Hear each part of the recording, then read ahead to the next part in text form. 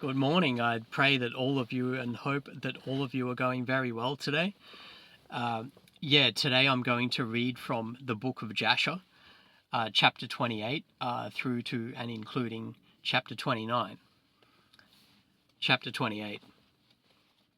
In those days after the death of Abraham, in that year, the Lord brought a heavy famine in the land. While the famine was raging in the land of Canaan, Isaac rose up to go down to Egypt on account of the famine, as his father Abraham had done. And the Lord appeared that night to Isaac and said to him, "Do not go down to Egypt, but rise and go to Gerar, to Abimelech, king of the Philistines, and remain there till the famine shall cease."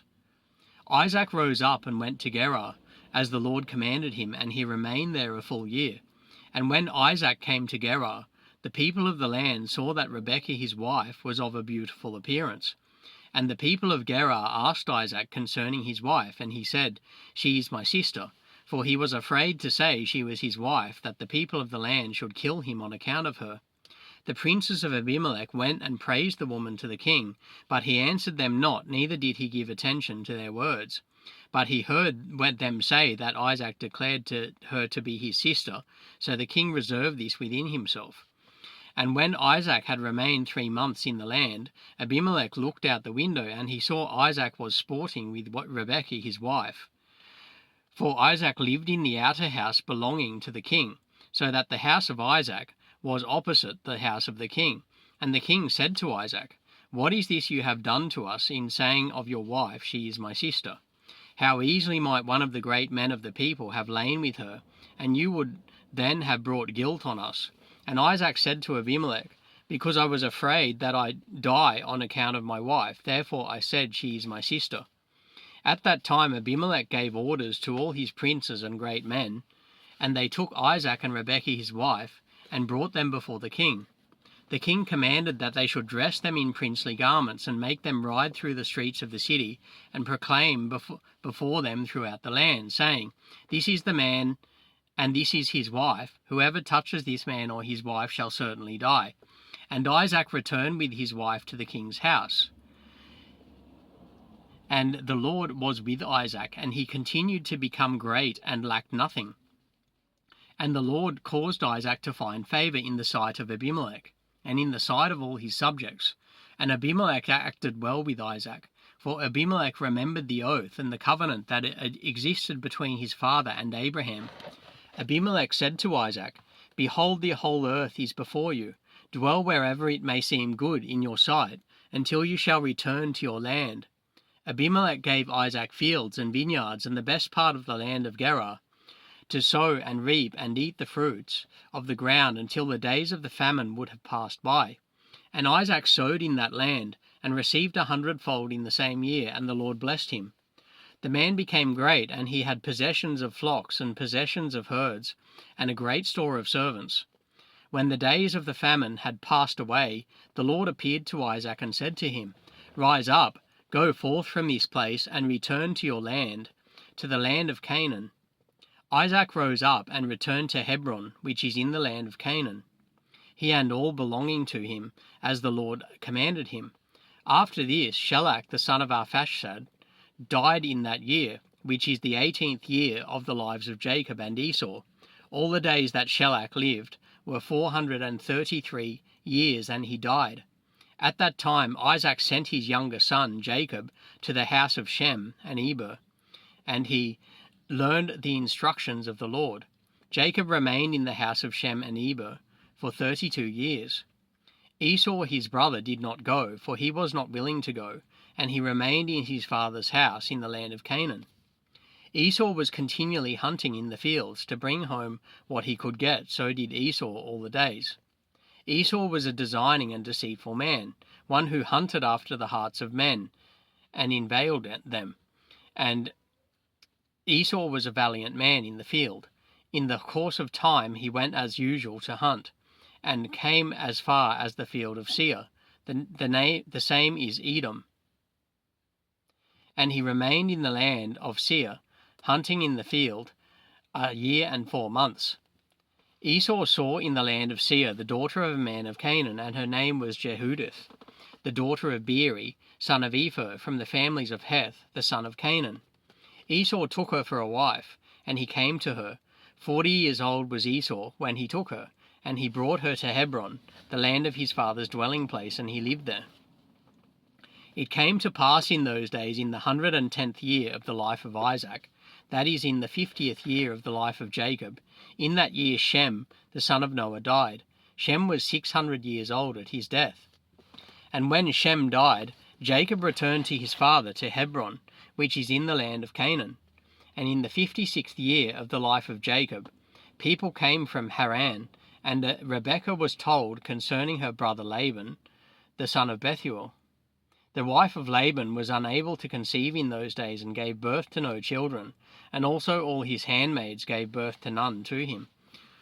And the Lord afterward remembered Adinah, the wife of Laban, and she conceived and gave birth to twin daughters.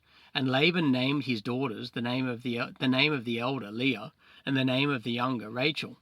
And those people came and told these things to Rebekah, and Rebekah rejoiced greatly that the Lord had visited her brother, and that he had gotten children. Chapter 29. Isaac the son of Abraham became old and advanced in years, and his eyes became heavy through age. They were dim and could not see. At that time Isaac called to Esau his son, saying, Get, I pray you, your weapons, your quiver, and your bow. Rise up and go forth into the field, and get me some venison. Make me savoury meat, and bring it to me, that I may eat, in order that I may bless you before my death, as I have now become old and grey-headed. And Esau did so. He took his weapon and went forth into the field to hunt for venison, as usual, to bring to his father, as he had ordered him, so that he might bless him. And Rebekah heard all the words that Isaac had spoken to Esau, and she hurried and called her son Jacob, saying, Thus did your father speak to your brother Esau, and thus did I hear. Now therefore hurry, and make that which I shall tell you. Rise up and go, I pray you, to the flock, and fetch me 2 fine kids of the goats. I will get the savoury meat for your father, and you shall bring the savoury meat, that he may eat before your brother will have come from the hunt, in order that your father may bless you. And Jacob hurried and did as his mother commanded him, and he made the savoury meat, and brought it before his father, before Esau had come from his hunt. And Isaac said to Jacob, Who are you, my son? And he said, I am your firstborn, Esau. I have done as you did order me. Now therefore rise up, I pray you, and eat of my hunt, in order that your soul may bless me, as you did speak to me. And Isaac rose up, and he ate and drank, and his heart was comforted. He blessed Jacob, and Jacob went away from his father. As soon as Isaac had blessed Jacob, and had gone away from him, behold, Esau came from his hunt in the field, and he also made savoury meat, and brought it to his father to eat thereof, and to bless him. And Isaac said to Esau, And who was he that has taken venison, and brought it me before you came, and whom I did bless? And Esau knew that his brother Jacob had done this, and the anger of Esau was set ablaze against his brother Jacob, that he had acted thus toward him. And Esau said, Is he not rightly called Jacob? For he has supplanted me twice. He took away my birthright, and now he has taken away my blessing. And Esau wept greatly. When Isaac heard the voice of his son Esau weeping, Isaac said to Esau, What can I do, my son? Your brother came with subtlety and took away your blessing. Esau hated his brother Jacob on account of the blessing that his father had given him, and his anger was greatly roused against him. And Jacob was much afraid of his brother Esau. He rose up and fled to the house of Eber, the son of Shem, and he concealed himself there on account of his brother. Jacob was 63 years old when he went forth from the land of Canaan, from Hebron. And Jacob was concealed in Eber's house 14 years on account of his brother Esau, and he continued there to learn the ways of the Lord and his commandments.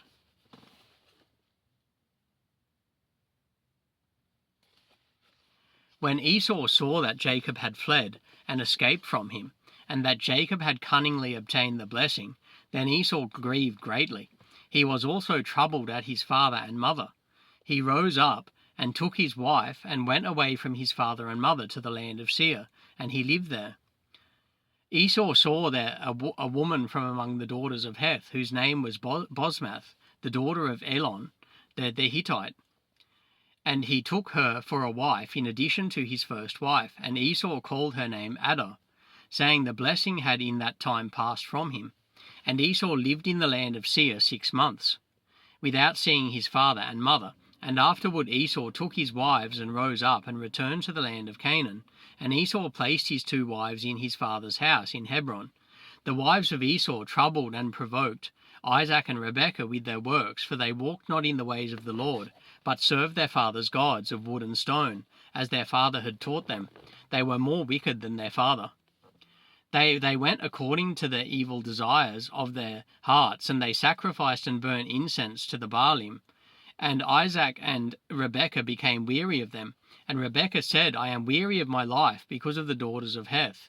If Jacob took a wife of the daughters of Heth, such as these, which are of the daughters of the land, what good then is life to me? In those days Adah, the wife of Esau, conceived and gave birth to him a son. And Esau called the name of the son who was born to him Eliphaz. And Esau was 65 years old when she gave birth to him. Ishmael, the son of Abraham, died in those days, in the 64th year of the life of Jacob. And all the days that Ishmael lived were 137 years, and he died.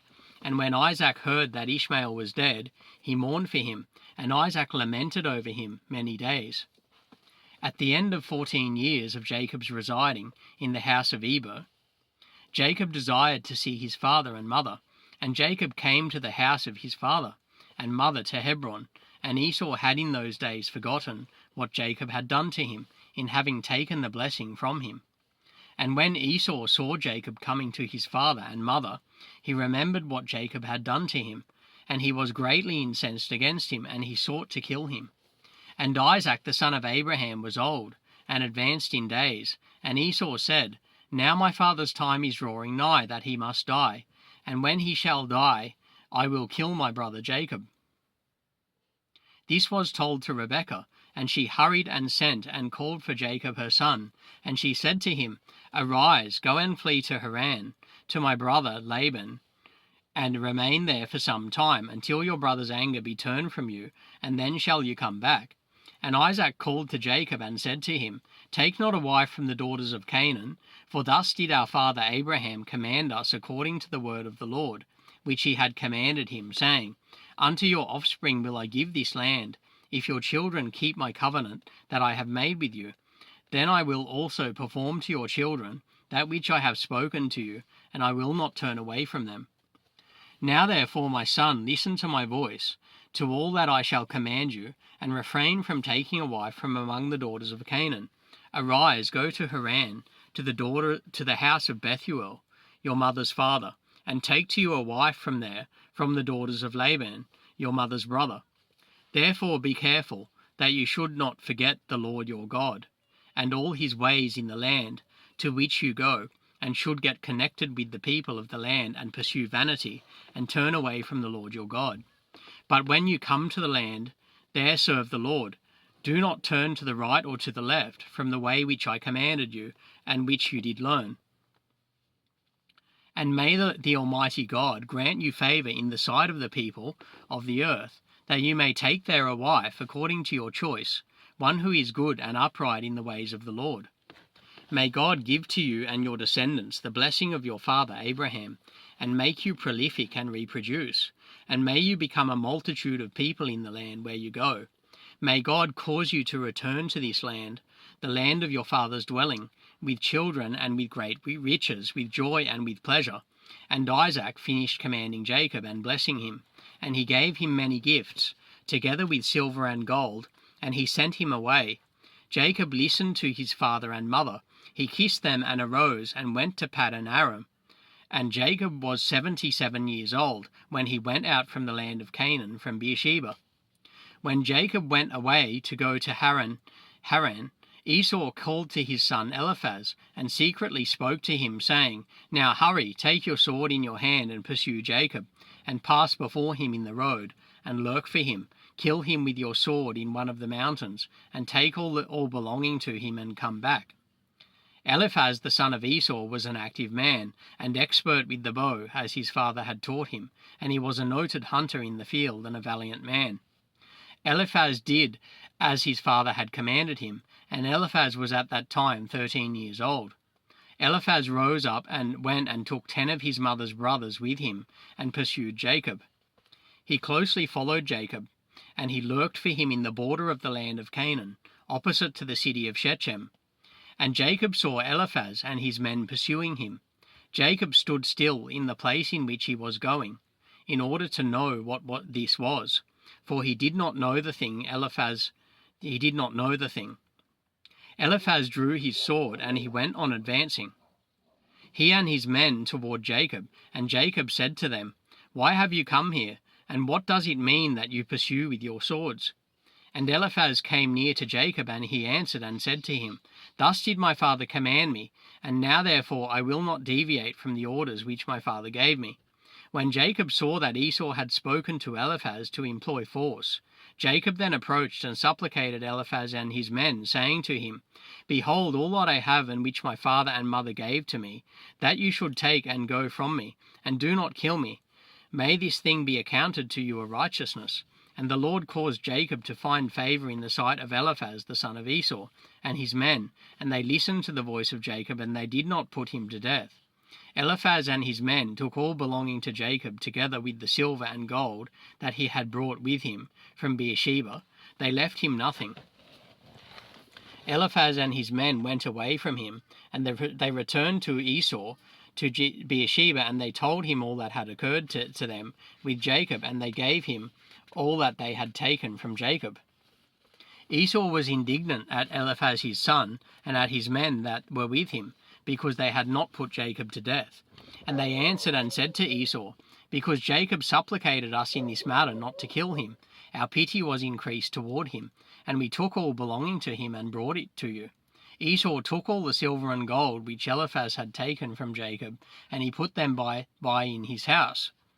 At that time, when Esau saw that Isaac had blessed Jacob, and had commanded him, saying, "You shall not take a wife from among the daughters of Canaan," and that the daughters of Canaan were bad in the sight of Isaac and Rebekah, then he went to the house of Ishmael his uncle, and in addition to his older wives, he took Machlath, the daughter of Ishmael, the sister of Nebaioth, for a wife.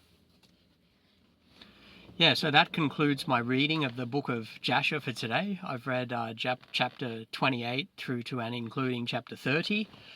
And God bless each and every one of you this day, and I pray that each and every one of you have a blessed day.